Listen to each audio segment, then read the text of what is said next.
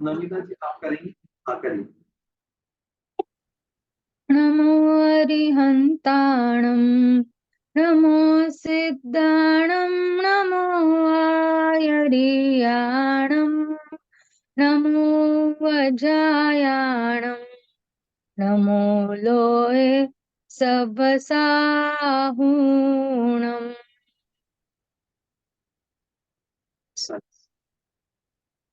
अभी हम जो यहाँ पर पढ़ने वाले हैं, ये जो हम 2 क्लास पढ़ेंगे उसमें हमारा जो चैप्टर है वो है पूजा विधि और फल।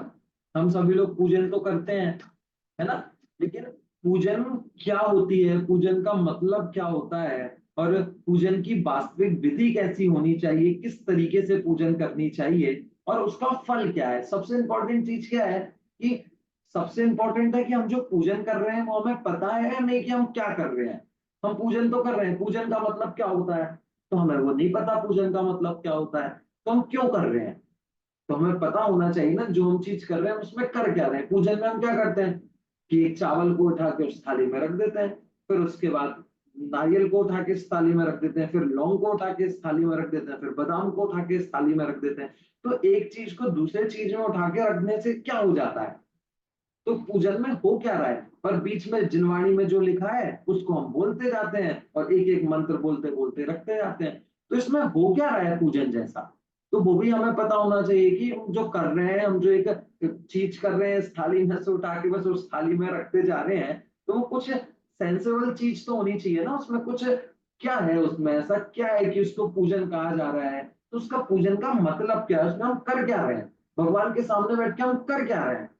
कि आप एक चीज को उठा के दूसरी थाली में तो रख रहे हो और क्या कर रहे हो, तो वो क्या चल रहा है वहां पर। कि आपने बहुत सारे लोगों को पूजन करते देखा होगा, आप कभी मंदिर जाना और लोग मंदिर में पूजन कर रहे होते हैं, मंदिर में पूजन करते हुए अपनी थाली में से एक चीज उठा उठा के यहाँ रख रहे होते हैं, फिर अगर 4-5 लोग बैठते हैं तो वो सबको ऐसे चावल दे रहे होते हैं, फिर सब लोग चावल चढ़ा देते हैं, फिर सबको पुष्प दे रहे होते हैं, फिर सब लोग पुष्प चढ़ा देते हैं। तो वो चल क्या रहा है।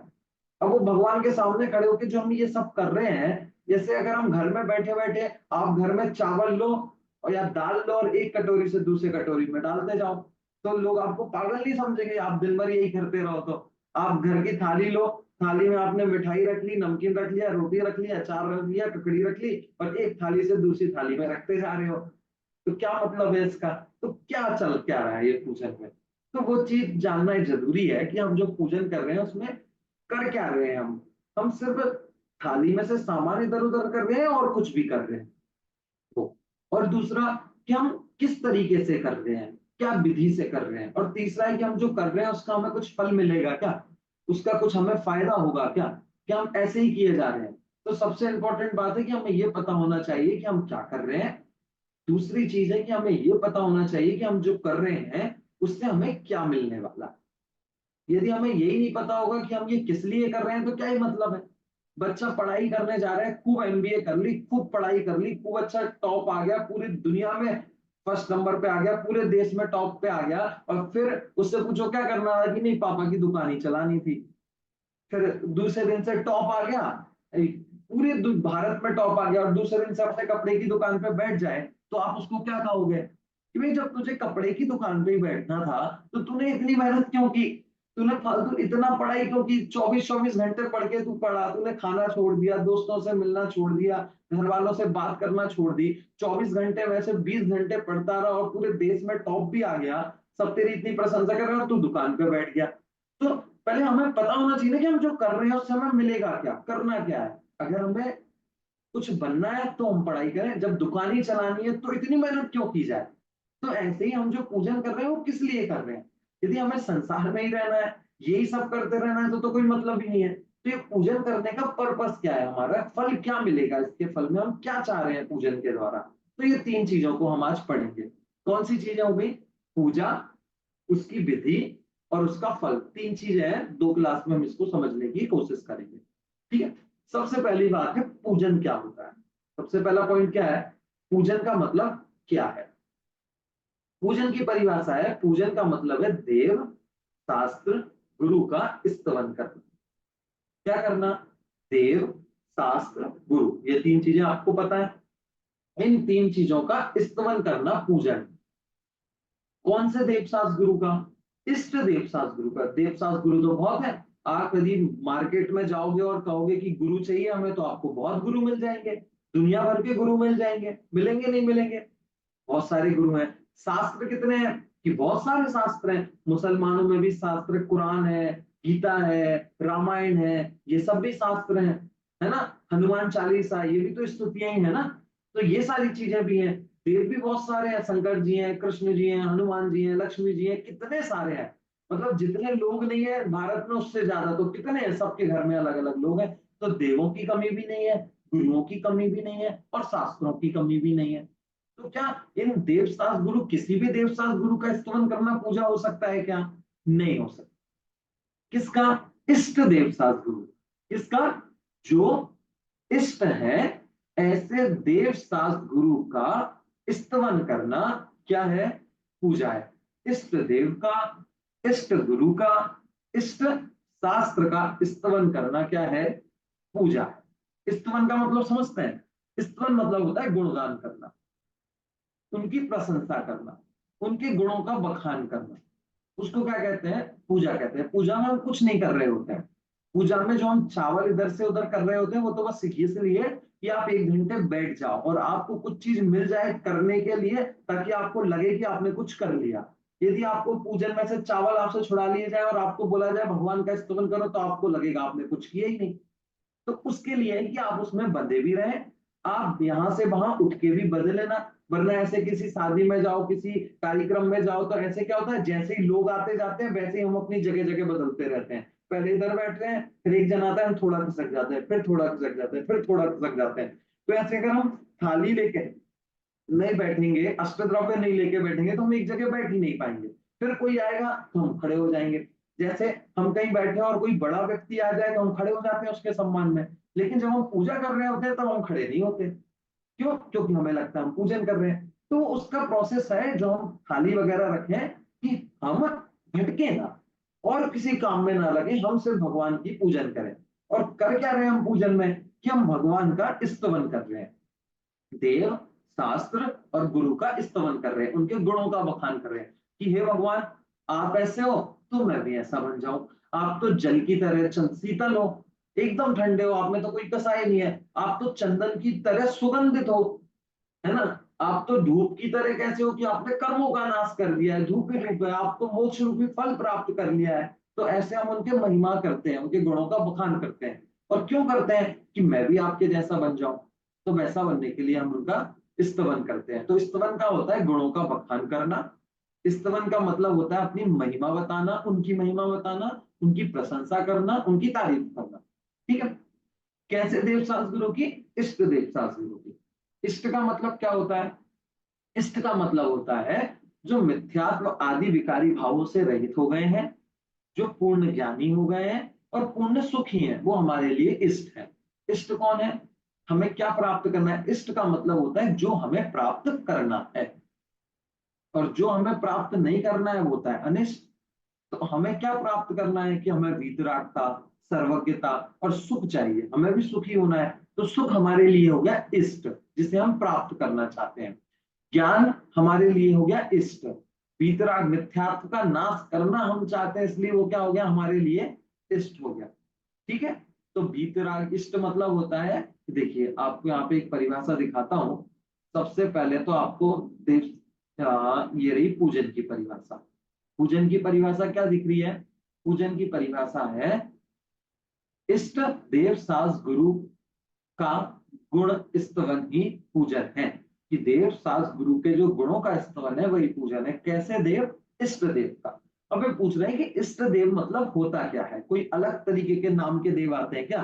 जैसे महावीर देव होते हैं, आदिनाथ देव होते हैं, ऋषभनाथ देव होते हैं, ऐसे इष्ट नाम के भी कोई देव आते हैं क्या? तो कहते हैं इष्ट नाम कोई देव का नहीं है। इष्ट नाम है कि उनके ऐसे गुण जो हमें चाहिए, जो हम प्रकट करना चाहते हैं, और वो गुण जिसके पास है वो हमारे लिए इष्ट है। तो इष्ट की परिभाषा यहाँ पर उन्होंने दी।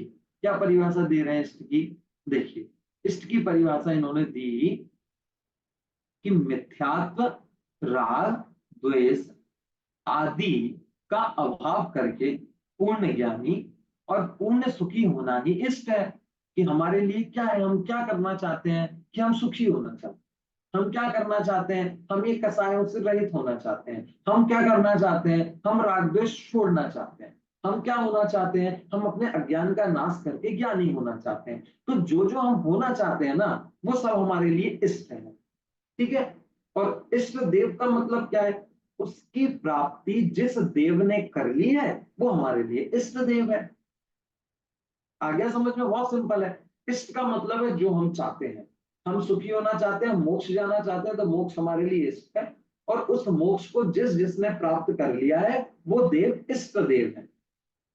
ठीक है। तो देव इष्ट देव का मतलब क्या हो गया, जो देव मोक्ष को प्राप्त हो चुके हैं, अर्थात अनंत चतुष्टय के धनी अरहंत और सिद्ध भगवान ही इष्ट देव हैं। वे ही परम पूज्य हैं। क्यों? क्योंकि उन्होंने मोक्ष को प्राप्त कर लिया है, इसलिए वो इष्ट है। हम भी मोक्ष जाना चाहते हैं, आप भी मोक्ष जाना चाहते हो, हम सब मोक्ष जाना चाहते हैं, तो मोक्ष हो गया हमारे लिए इष्ट।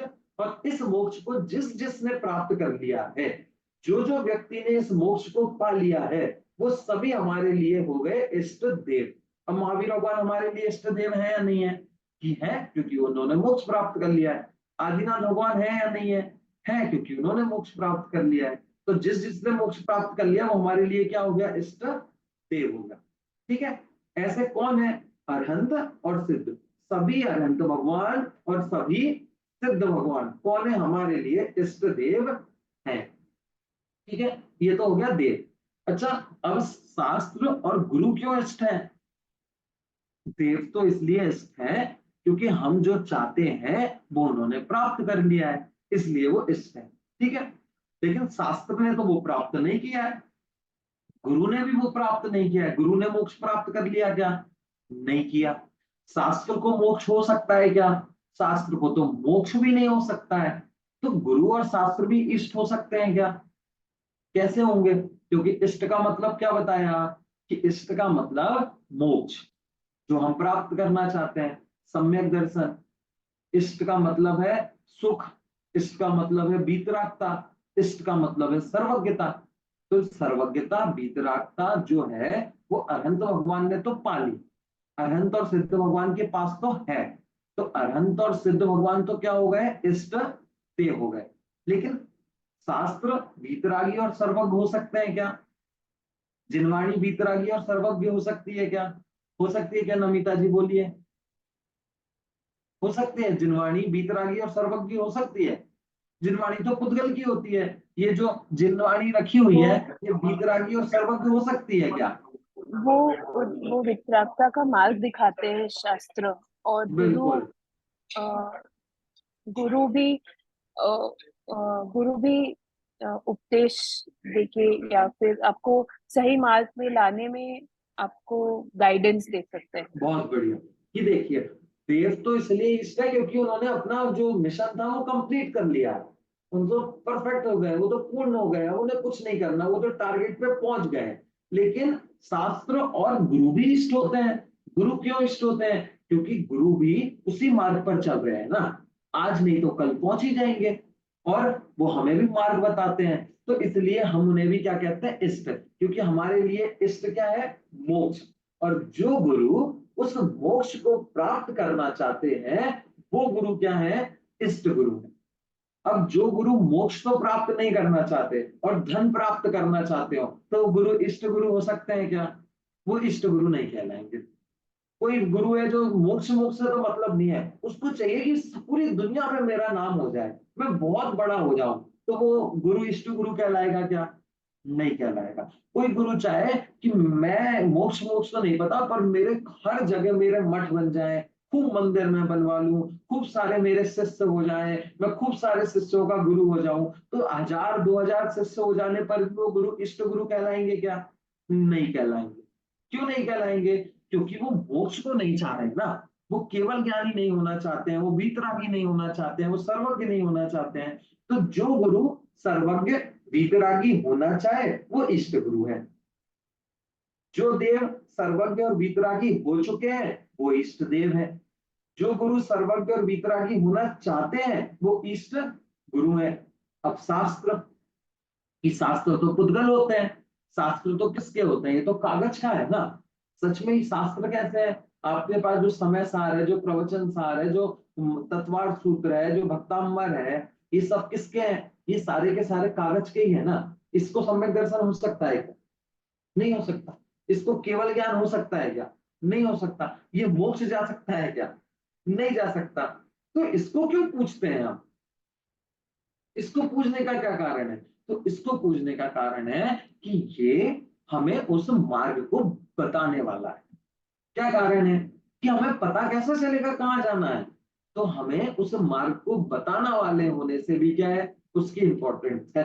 जैसे आपको कहीं जाना हो, ठीक है, रात को आपको कहीं जाना है, तो आपको क्या चाहिए? कि आपको कार चाहिए। आप बिना कार के जा सकते हो क्या? नहीं जा सकते। तो आपको कार चाहिए या नहीं चाहिए? कि हमें कार चाहिए तो चले जाएंगे, चले जाओगे। लेकिन आपके पास कार है, कार में पेट्रोल भी है, लेकिन कार में लाइट नहीं है। अब बताओ, आप जा पाओगे या नहीं रात को? क्यों? जाने में क्या दिक्कत है? कार तो है ना, कार में पेट्रोल भी है, ड्राइवर भी है आपके पास। सिर्फ एक ट्यूबलाइट नहीं होने से, लाइट नहीं होने से नहीं जा पाओगे या चल जाओगे? डेंजरस हो सकता है, गलत रास्ते हाँ, चढ़ सकते डेंजरस हैं, हो सकता एक्सीडेंट हो है। सकता है। बिल्कुल। रास्ता पता कैसे चलेगा? कहाँ जाना है, किस तरफ जाना है, कैसे जाना है, ये पता चल सकता है क्या? नहीं चल सकता। तो उस लाइट की भी अपनी एक इम्पोर्टेंट है या नहीं है? है।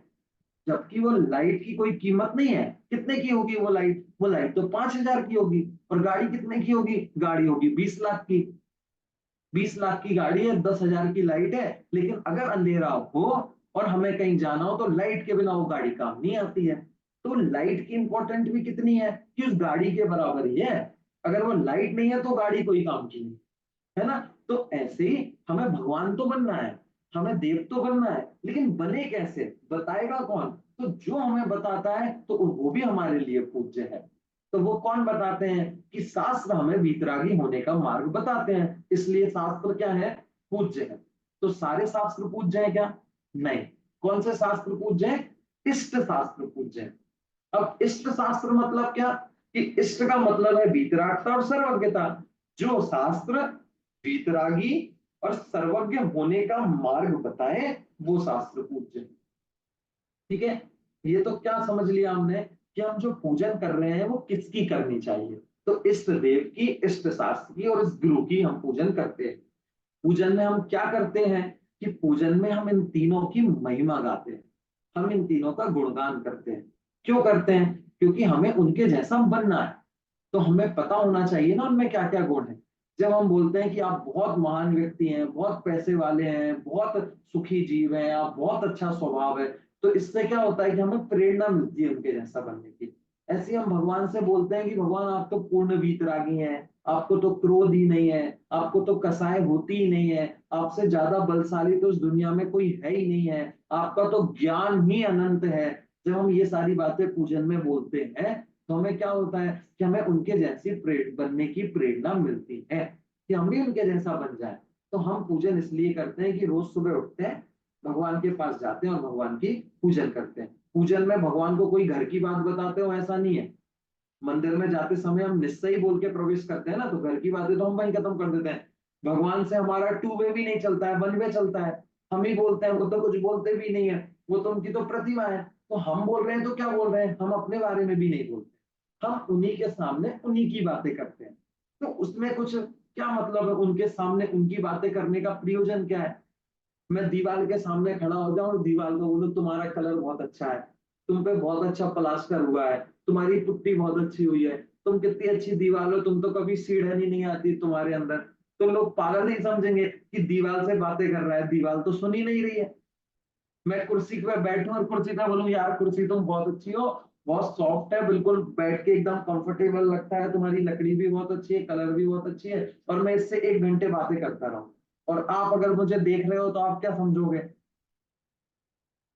कि भी कर क्या रहा है ये कुर्सी से बात क्यों कर रहे हैं? ऐसे ही हम भगवान के मंदिर में गए, सामने तो क्या है? सामने तो मूर्ति रखी है। वो मूर्ति हमें सुन रही है क्या? नहीं सुन रही है। फिर हम पूजन क्यों कर रहे हैं? हम ये जो भगवान को हम भगवान की बातें ही क्यों बता रहे हैं? बोलिए। हम जो महिमा, वो जो हम कह रहे हैं, उनका जो टाइम, उनकी जो हम महिमा गा रहे हैं, वो अपने हाँ। लिए गा रहे हैं, हमारे लिए कर रहे हैं। हमें हाँ समझने के लिए कर रहे हैं। बिल्कुल, कि हम जो उधर पे कर रहे हैं ना, हम जो दीवार को कह रहे हैं ना कि दीवार तो कितनी अच्छी है, तो इसमें तो हम सच में पागल हैं। क्यों? क्योंकि हमें दीवार जैसा बनना नहीं है, तो हम दीवार को बस कह ही रहे हैं। लेकिन हम भगवान को सिर्फ कह नहीं रहे कि भगवान आप बहुत अच्छे हो, हम ये कह रहे हैं भगवान आप तो बहुत अच्छे हो, मैं बेकार हूं। भगवान आप तो ज्ञानी हो, मैं अज्ञानी हूँ। आपको तो गुस्सा नहीं आता, लेकिन मैं दिन भर गुस्सा करता रहता हूँ। आप तो सुखी हो, लेकिन मेरे को 50 दुख है। तो हम पूजा का मतलब सिर्फ इतना नहीं है उनका गुणगान, उनका गुणगान करते हुए हमें अपने आप का भी अंदर में वो करना है कि आप तो ज्ञानी हो, तो मैं कैसा हूं? मैं तो अज्ञानी हूँ। तो मैं क्या करूं कि मैं भी ज्ञानी बन जाऊं। तो इसलिए सुबह सुबह उठकर हमें वो याद करना होता है कि मेरे में क्या क्या कमियां हैं। तो पूजन सबसे इंपॉर्टेंट क्यों बताई जैन धर्म में कि सबसे पहले रोज पूजन करनी चाहिए? क्यों? क्योंकि पूजन करते समय हम हमारी कमियों को देखते हैं कि भगवान में क्या क्या प्लस पॉइंट है और मेरे में क्या क्या माइनस पॉइंट है। और जब हमें सुबह से ही ये सोच लेते हैं कि मेरे में ये माइनस पॉइंट है, तो हम उस पर काम करेंगे ना। कि अब हम दिन भर क्या करेंगे कि हम उस चीज पर काम करेंगे। तो हमें पता होना चाहिए कि हमारे अंदर कमियां क्या क्या है। तो पूजन हमें उसमें हेल्प करती है कि हमें पता चल जाए कि मेरे अंदर क्या क्या कमियां हैं, इसलिए हम पूजन करते हैं। ठीक है। तो देव सात गुरु की हम पूजन करते हैं। कैसे देव सात गुरु? इष्ट देव सात गुरु। ठीक है। चलिए, एक प्रश्न वैसे तो मैंने आपको पढ़ा दिया है, ये वाला प्रश्न मैं ऐसे ही आपको यहाँ पर बोल देता हूँ। क्या लिखा है? देव की बात तो समझा, शास्त्र और गुरु कैसे पूज्य है? कि देव तो समझ में आता है, शास्त्र और गुरु कैसे पूज्य है? उसका जवाब लिखा है, शास्त्र तो सच्चे देव की वाणी होने से और मिथ्यात्व राग द्वेष आदि का अभाव करने एवं सच्चे सुख का मार्गदर्शक होने से पूज्य है। इसलिए पूज्य है क्योंकि वो सच्चे देव की वाणी होने से, एक तो देव भगवान अनंत देव की वाणी है, दूसरा मिथ्यात्व राग द्वेष आदि का अभाव करते। दूसरा पॉइंट क्या है? मिथ्यात्व राग द्वेष आदि का अभाव कराने वाले हैं। और तीसरा, सच्चे सुख का मार्ग दिखाने वाले हैं। इसलिए क्या है? ये पूज्य है। तीन चीजें बताई उनके पूज्यता की। सबसे पहली चीज, वो सच्चे देव की वाणी है। दूसरी बात कि वो विकारी भावों का अभाव करा सकते हैं, उनमें रास्ता बताते हैं और सुखी होने का रास्ता बताते हैं। ठीक है। गुरु क्यों पूज्य है? तो नग्न दिगंबर, यहाँ पे हम नग्न दिगंबर भावलिंगी गुरु भी उसी पथ के पथिक वीतरागी संत होने से पूज्य हैं। क्यों पूज्य हैं? क्योंकि वे उसी पथ के पथिक हैं, उसी पथ पर चलने वाले हैं जिस पथ पर अनंत भगवान चले हैं। इसलिए उसको भी हम क्या करते हैं? पूज्य समझते हैं। ठीक है। जैसे प्रधानमंत्री होता है, ठीक है, तो प्रधानमंत्री होता है, तो प्रधानमंत्री तो बहुत बड़ा आदमी है, तो प्रधानमंत्री तो महान है। लेकिन प्रधानमंत्री के साथ जो लोग चलते हैं उनको भी तो इंपॉर्टेंस मिलती है ना। प्रधानमंत्री को बहुत अच्छी सुरक्षा मिलती है, अच्छे होटल में कमरा मिलता है। दुनिया में अगर वो कहीं जाएगा तो उसको उस गांव के, उस शहर की सबसे बढ़िया होटल में कमरा मिलेगा। तो उसके जो गार्ड है उसको भी उन्हीं होटल में मिलेगा या उनको झोपड़ी में रखेंगे या सस्ते होटल में रखेंगे? कि उनको भी उसी होटल में मिलेगा। मिलेगा या नहीं मिलेगा? जिस होटल में प्रधानमंत्री रहता है उसके साथ जो लोग भी जाएंगे वो भी उसमें जाएंगे। क्यों? क्योंकि वो उसके साथ जा रहे हैं, उसकी हेल्प कर रहे हैं। ऐसे ही भगवान है, और जो भगवान बनने के मार्ग पर चल रहे हैं तो उनको भी हम उसी तरह पूज्य मानते हैं, क्योंकि वो मार्ग पर चल रहे हैं। देखिए, जब भी हम किसी की पूजन करते हैं या पूज्य मानते हैं, तो उसका आधार क्या बनाना चाहिए? उसकी दो चीजें आधार। क्या आधार है? दो पॉइंट। आप दो चीजों से विचार करो, यदि ये दो चीज उनमें है तो वो पूज्य है, और यदि ये दो चीज नहीं है तो पूज्य नहीं। कौन कौन सी? कि ज्ञान आदि जो गुण है वो विशेष हो, ज्ञान आदि की विशेषता। और राग आदि जो गुण है, दुर्गुण है, जिनको गुण कह रहे हैं लेकिन है वो कैसे? दुर्गुण। तो राग आदि जो दुर्गुण है उनकी हीनता। ज्ञानादि विशेष हो और रागादि हीन हो। जिस व्यक्ति के रागादि हीन मंद दिखाई देते हो और ज्ञानादि विशेष दिखाई देते हो, वो हमारे लिए पूज्य है। अनंत भगवान के ज्ञानादि पूर्ण हो चुके हैं और रागादि पूरी तरीके से नाश हो गए हैं, इसलिए वो हमारे लिए पूज्य है। गुरु, उनके राग आदि थोड़े नाश हो गए हैं और ज्ञान आदि थोड़े और प्रकट हो गए हैं, हमसे ज्यादा हो गए हैं, इसलिए वो हमारे लिए क्या है? पूज्य है। ठीक है। चलिए, और क्या है? अगला प्रश्न इन्होंने बहुत अच्छा उठाया यहाँ पर। नेक्स्ट प्रश्न क्या है कि भैया हमारे जो विद्या गुरु हैं, जिन्होंने हमें सब कुछ सिखाया, जिन्होंने हमें एक एक अक्षर, हम तो गधे थे, अनाड़ी थे, कुछ नहीं आता था, आ का अनार भी नहीं आता था, ए फॉर एप्पल भी नहीं आता था, उन्होंने हमें जीवन भर में इतना कुछ सिखाया। और हमारे माता पिता जिन्होंने हमें पाला पोसा, शुरू से हमें चलना सिखाया, खाना सिखाया, वो भी तो हमारे गुरु कहलाते हैं। क्या हम उनकी पूजन नहीं कर सकते? क्या उनकी पूजन करनी चाहिए या नहीं करनी चाहिए? तो उसका जवाब क्या दे रहे हैं कि देखो, जो गुरु की हम पूजन कर रहे हैं और जो नॉर्मल लोगों की पूजन कर रहे हैं, उनमें एक अंतर है। ठीक है, क्या है कि लौकिक दृष्टि से उनका भी यथा योग्य आदर तो करना ही चाहिए। क्या? कि लौकिक दृष्टि से। क्यों? क्योंकि जिसने हमें पढ़ाया हम उसका अपमान थोड़ी ना करेंगे। जिसने हमें पढ़ाया है, यदि वो हमारे घर पे आएगा तो हम उसे अपने से ऊपर ही बिठाएंगे ना। जिसने हमें पाला पोसा है, वो अगर हमसे कुछ काम करने को कहेगा तो हम उसका आदेश मानेंगे ना, उसका सम्मान करेंगे ना। तो करना ही चाहिए, ना करे तो गलत बात है। तो वो तो करना ही चाहिए। यहाँ पर कह रहे हैं कि उनका सम्मान तो करना ही चाहिए। लौकिक दृष्टि से भी उनका भी यथा योग्य, यथा योग्य पता है क्या होता है? कि जैसा वो सम्मान के योग्य है उतना सम्मान। यदि गुरु है तो गुरु के लेवल का सम्मान, माता पिता है तो माता पिता जैसा सम्मान, भाई है तो भाई जितना सम्मान, पत्नी है तो पत्नी जितना सम्मान। तो जैसा जो है उसके जैसा सम्मान करना चाहिए, यथा योग आदर करना चाहिए। पर उनके राग द्वेष आदि का अभाव नहीं होने के कारण मोक्ष मार्ग में उनको पूज्य नहीं माना जा सकता। क्योंकि मोक्ष मार्ग में पूज्यपना तो क्या आता है? सिर्फ राग द्वेष के अभाव के कारण ही आता है। कोई व्यक्ति कितना ही उपकार कर दिया हो, किसी ने हमको कितना ही भला कर दिया, हमें नौकरी दे दी, हमारी शादी करा दी, हमें पाल पोस के बड़ा कर दिया, हमें सारी बातें जो हमारी मानता है, लेकिन फिर भी वो लौकिक दुनिया में तो हम उसका सम्मान कर सकते हैं, आदर कर सकते हैं, लेकिन मोक्ष मार्ग में वो पूज्य नहीं हो सकता। क्योंकि मोक्ष मार्ग में पूज्यता का कारण क्या है? सिर्फ रागादिक की हीनता और ज्ञानादिक की विशेषता। मिथ्यात्व राग द्वेष आदि का नाश ही मोक्ष मार्ग में पूज्य है। यदि राग ही देशी हो और कितना ही अच्छा क्यों ना हो, तो भी मोक्ष मार्ग में पूज्य नहीं है। और रागी द्वेषी ना हो और एकदम भिखारी जैसा हो, गरीब हो, शरीर में से बदबू आ रही है, तो भी वो कैसा है? पूज्य है। कितना भी काला हो, कितना भी कैसा भी हो, लेकिन यदि रागी द्वेषी नहीं है, उसके राग द्वेष नष्ट हो गए, तो कैसा है हमारे लिए? पूज्य है। ठीक है। तो कौन होते हैं ऐसे? देव, शास्त्र और गुरु। वो अष्ट द्रव्य से पूज्य होते हैं। और बाकी के जो लोग हैं वो अष्ट द्रव्य से पूज्य नहीं होते हैं। वैसे तो सभी लोग पूज्य होते हैं, हम कहते हैं ना, हमारी पूज्य माता जी, हमारे पूज्य सर, हमारे आदरणीय अध्यापक सब होते हैं। लेकिन यहाँ पर हम जो पूज्यपना पढ़ रहे हैं, जो पूज्यपने की हम चर्चा चल रही है, उस पूज्यपने का मतलब है कि अष्ट द्रव्य से पूजन करने योग्य।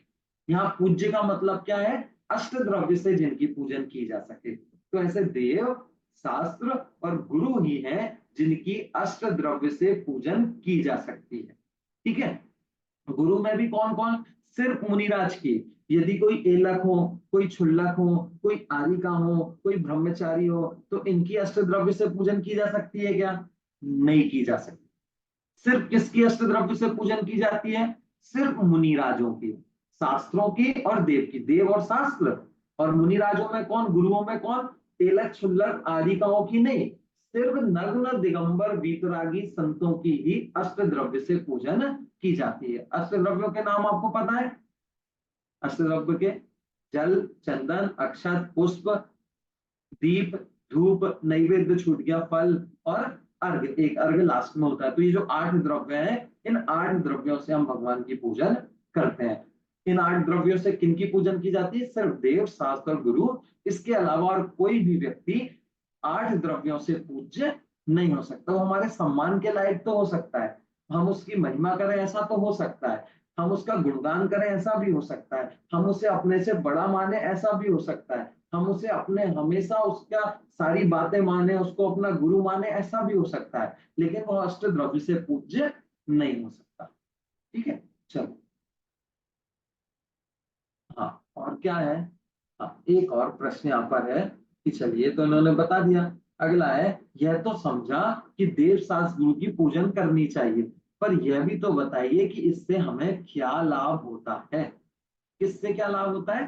देव शास्त्र गुरु की पूजन करने से हमें क्या लाभ होता है? देखिए, 3 चीजें थी ना: पूजन, विधि और फल।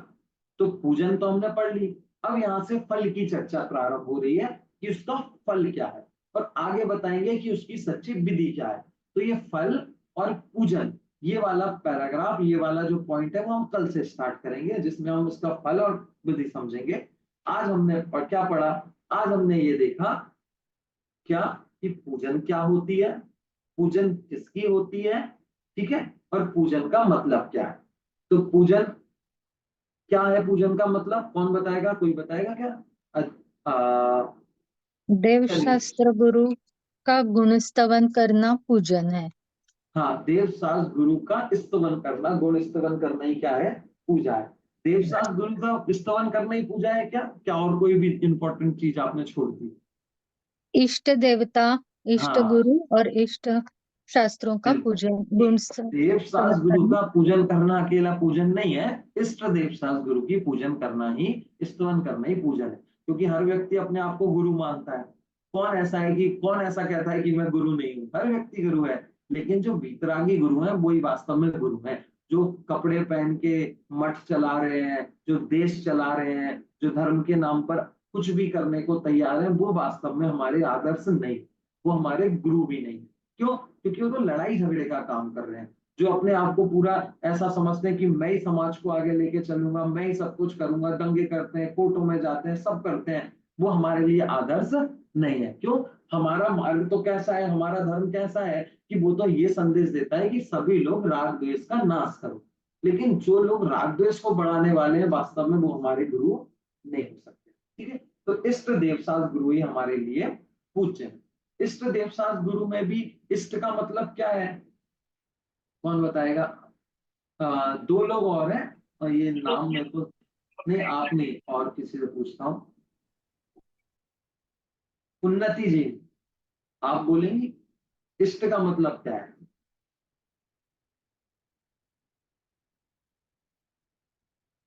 चलिए, अक्षिता जी आप बोलो। मिथ्यात्व आदि विकारी भावों से जो मुक्त है, जो पूर्ण सुखी है, राग द्वेष का अभाव हुआ है, हाँ, वितरागी है, सर्वज्ञ है, अनंत चतुष्टय के धनी है, जैसे हाँ, अनंत और सिद्ध, उन्हें हम्म, हम इष्ट कहेंगे। ओके। अच्छा, अनंत चतुष्टय मतलब आप लोग समझते हैं अनंत चतुष्टय क्या होता है? देखिए, अनंत चतुष्टय मतलब होता है अनंत चतुष्टय। चतुष्टय का मतलब होता है चार, चतुष्टय मतलब चार, और अनंत यानी जो ऐसी चार चीजें जो अनंत हो गई हैं। कितनी हो गई हैं? अनंत हो गई हैं। तो ऐसी कौन सी चार चीजें हैं जो अनंत हो जाती हैं? कि अनंत दर्शन, अनंत ज्ञान, अनंत सुख और अनंत वीर। ये चार चीजें क्या हो जाती हैं? अनंत। एक और बार बोलता हूं मैं, अनंत दर्शन, अनंत ज्ञान, अनंत सुख और अनंत वीर। ये चार अनंत चतुष्टय प्रकट होते हैं। कब होते हैं? जब कोई जीव केवल ज्ञान प्राप्त कर लेता है। केवल ज्ञान प्राप्त करने पर ये चार प्रकट क्यों होते हैं? क्योंकि उसने चार कर्मों का नाश कर लिया होता है। आपने 8 कर्म सुने हैं? 8 कर्मों में से 4 कर्मों का नाश होता है, तो ये 4 गुण प्रकट हो जाते हैं। वो 4 कर्म कौन कौन से हैं? ज्ञानावर्णी, दर्शनावर्णी, मोहिनीय और अंतराय। ये 4 कर्म हो गए। इन 4 कर्मों का नाश होने पर 4 गुण प्रकट हो गए। ज्ञानावर्णी में अनंत ज्ञान, दर्शनावर्णी में अनंत दर्शन, मोहिनीय में अनंत सुख और अंतराय में अनंत वीर। तो ये गुण जब प्रकट हो जाते हैं तो कितना हो जाता है? उनका ज्ञान भी अनंत हो जाता है, दर्शन भी अनंत हो जाता है, सुख भी अनंत हो जाता है, और उनका वीर भी, मतलब सामर्थ्य, पुरुषार्थ, वो भी क्या हो जाता है? उनका अनंत हो जाता है। वो अनंत पुरुषार्थ वाले हो जाते हैं। ठीक है, तो ये उनको प्रकट हो जाते हैं। किसको? अरहंत और सिद्ध को। तो ऐसे हमारे अरहंत और सिद्ध भगवान होते हैं, वे वास्तव में पूज्य होते हैं। उसके अलावा जो देव अस्त्र शस्त्र सहित होते हैं वो हमारे लिए पूज्य नहीं होते, है ना? जैसे अस्त्र शस्त्र रखा है, तो अस्त्र शस्त्र किसके प्रतीक होंगे? अस्त्र शस्त्र तो इस बात के प्रतीक होंगे ना कि इस व्यक्ति के इस संसार में बहुत सारे दुश्मन है। हाँ या नहीं? है ना? मैं डंडा लेके घूमू या बंदूक लेके घूमू, तो आप मुझे सज्जन समझोगे क्या? नहीं। क्यों? ऐसा क्या है कि आप सोचोगे कि भाई इसके पास बंदूक है, इसका मतलब ये सज्जन नहीं है, ये बुरा आदमी है? क्यों? क्योंकि बंदूक तो वही रखेगा ना जिससे अपने को मरने का डर लगेगा, जिससे दुश्मन घूम रहे होंगे। तो जिसके इस दुनिया में इतने सारे दुश्मन है तो वो अच्छा आदमी थोड़ी ना होगा, वो बुरा ही आदमी होगा। ऐसे ही जो देवी देवता अस्त्र शस्त्र रखे हैं, त्रिशूल रखे हैं, तलवार रखे हैं, इसका मतलब क्या है कि इसका मतलब उनके दुश्मन है ना इस दुनिया में, है। लेकिन हमारे भगवान कैसे होते हैं, वो हाथ पर हाथ रखे होते हैं, उन्हें कोई अस्त्र शस्त्र की जरूरत नहीं है। क्यों? क्योंकि उनका कोई दुश्मन ही नहीं है क्या? उनका कोई दुश्मन नहीं है। क्यों? क्योंकि ना वो किसी का बुरा करते ही नहीं है। और दुश्मन कब बनते हैं? जब हम किसी का बुरा करें, जब हम किसी को हराएं, जब हम किसी को परेशान करें, तभी तो कोई हमारा दुश्मन बनेगा। अब नमिता जी, आप मेरी दुश्मन बन जाओगे क्या ऐसे बैठे बैठे? कि नहीं बनोगे। जब मैं आपका कुछ करूंगा तभी आप मेरे दुश्मन बनोगे ना। तो जब वो अस्त्र शस्त्र रखे हैं और उनको भूत प्रेतों से लड़ते हैं, तो उन्होंने भूत प्रेतों का कुछ बिगाड़ा होगा, इसलिए तो भूत प्रेत आते हैं। तो एक तो ये बात, यदि कोई अस्त्र शस्त्र रखे हैं, इसका मतलब क्या है कि उसके दुश्मन रहते हैं।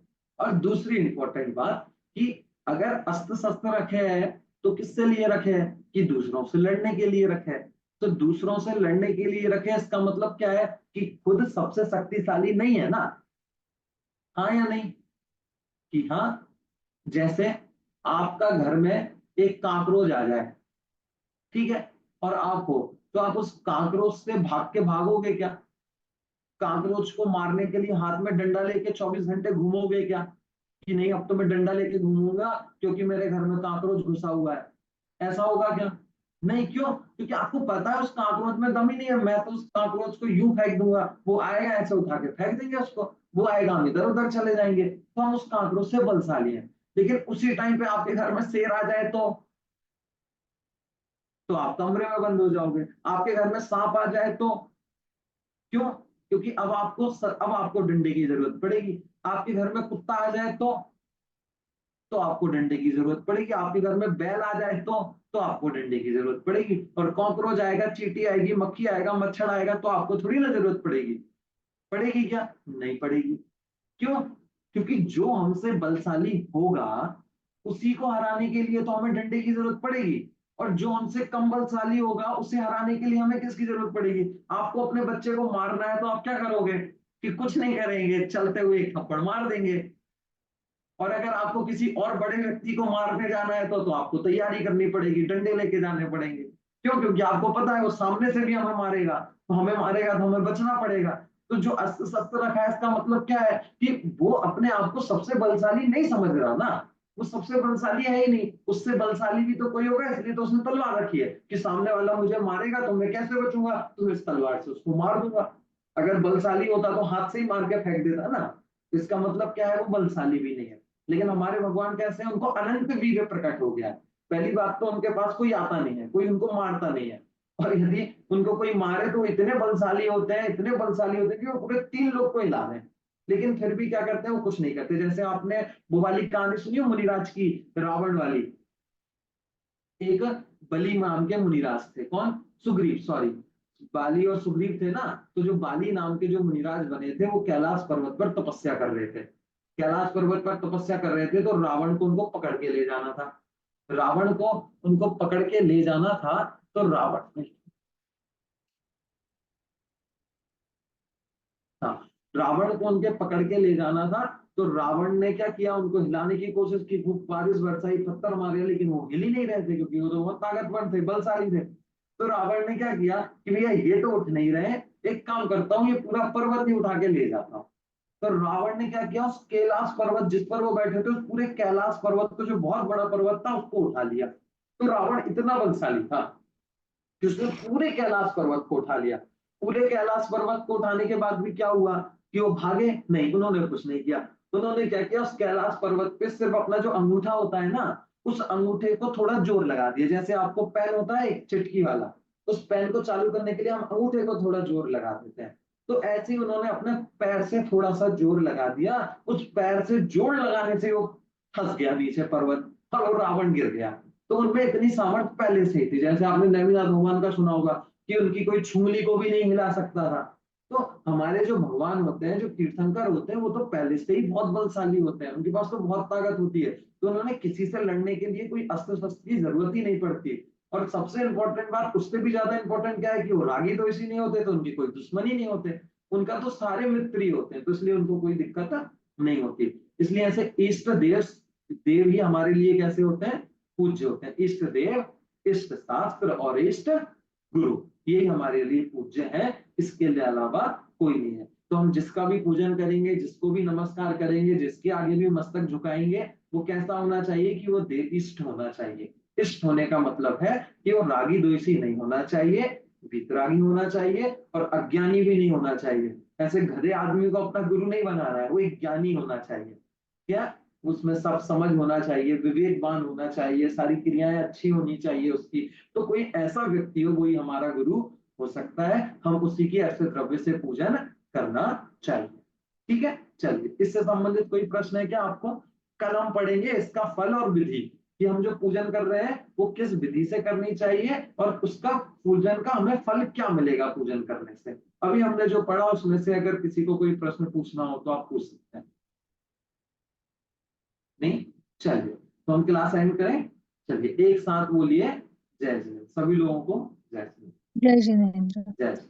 भैया आपने कल क्लास होने की बात करी, कल हाँ होगी वापस संडे हाँ को सर हाँ। एग्जाम या टाइम फिर और क्लास?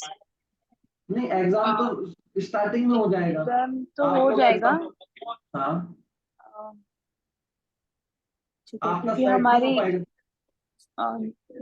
नहीं मैं बाद में रिकॉर्डिंग देख लूंगी, क्योंकि हमारे मंदिर जी में वीकली स्वाध्याय होता है सैटरडे को ओके, शाम को, बिल्कुल। इसलिए मैं रिकॉर्डिंग देख लूंगी। हाँ, तो मैं रिकॉर्डिंग कर लूंगा, आप रिकॉर्डिंग देख लीजिएगा।